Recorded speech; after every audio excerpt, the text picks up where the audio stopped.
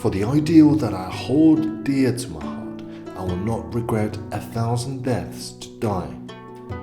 More than 2,000 years ago, in the Warring States period, the patriotic poet Qu Yuan wrote this verse in his long poetry Lisa, or Encountering Sorrow, to express his feelings for devoting his life to the realization of the country's prosperity and strength.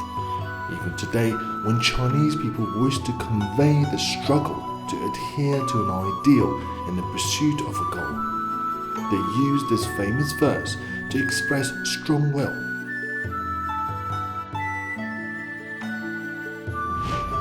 Zhong Nangshan, a renowned respiratory expert in China, has become one of the recipients of the highest state honor, the Medal of the Republic, in 2020.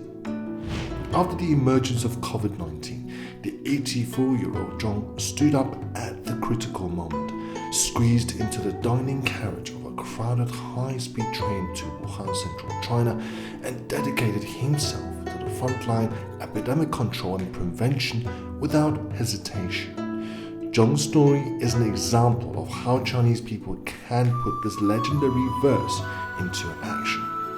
Looking back to the first winners of the Medal of the Republic in 2019, from Sun Jiadong, chief designer of China's first lunar exploration project, to the father of the hybrid rice, Yuan Longping, and to the discoverer of artemisinin, also the first Chinese domestic scientist to win a Nobel Prize in Science, Tu Youyou.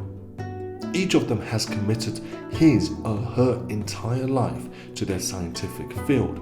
The spirit of this verse is a common attribute that shines brightly in all of them.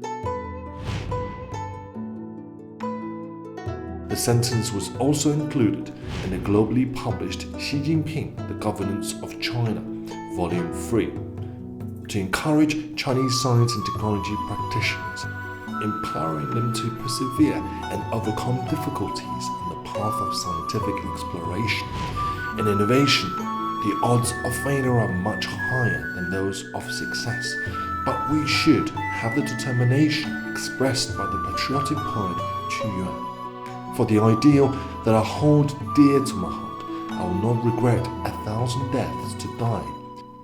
In Xi's philosophy of governance, China must stick unswervingly to an independent road of innovation.